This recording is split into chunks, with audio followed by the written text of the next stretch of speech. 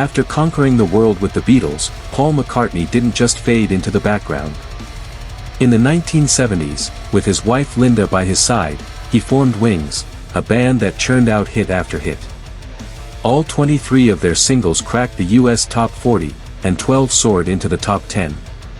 It was vindication for McCartney, who'd struggled in the shadow of Lennon's faster post-Beatles rise. But by the mid-1980s, the shine was wearing off. McCartney's releases, while polished, felt increasingly safe, even saccharine. Songs like Take It Away and So Bad didn't capture the cultural moment. Even superstar collaborations like Ebony and Ivory with Stevie Wonder and The Girl Is Mine with Michael Jackson drew more eye rolls than acclaim. When his 1986 album Press to Play fizzled on the charts, Paul faced a sobering reality: his music needed a spark. Costello, one of the era's sharpest lyricists, had a reputation for raw honesty, cutting wit, and the kind of emotional bluntness that Lennon once wielded. Fans immediately cast him as McCartney's new Lennon, expecting him to bring shadow to Paul's light. But the reality was more surprising. People think Paul's all sunshine and sing-alongs, Costello revealed years later. But he's got his dark moments, and I pushed for those to come out. Turns out, I didn't have to push very hard. When McCartney first invited him to collaborate, Costello was intrigued but wary. His last co-written hit was with Michael Jackson, Costello laughed. I wasn't sure if I should bring my guitar or take dance lessons. Their songwriting sessions were anything but lightweight.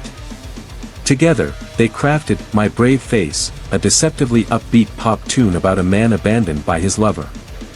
They wrote That Day Is Done, a haunting track about a funeral. And So Like Candy, later released by Costello, chronicled the bitter wreckage of a failed relationship. Critics didn't hail Flowers in the Dirt as a masterpiece, but many called it a creative comeback, a record where McCartney felt present, emotionally charged, and more vulnerable than he had in years. And the collaboration wasn't one-sided. Costello left with Veronica, a song inspired by his grandmother's battle with Alzheimer's. I didn't want to write a sad, mournful song, he explained. I wanted something bright and alive, even when the subject was painful. Paul understood instantly and made it better.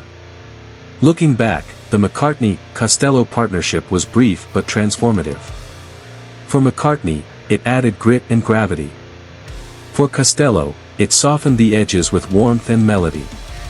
Together, they proved that even decades into a career, the right creative clash can unlock a whole new side of an artist.